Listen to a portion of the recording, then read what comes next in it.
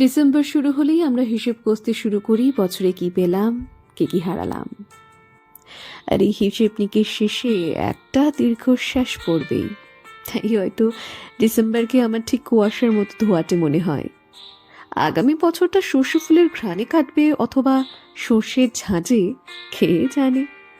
তবু প্রতি বছর নিয়ম করে দীর্ঘ নভেম্বর পেরিয়ে ডিসেম্বর যখন আসে, আমাদের ঝুলিতে তখন অনেক স্মৃতি।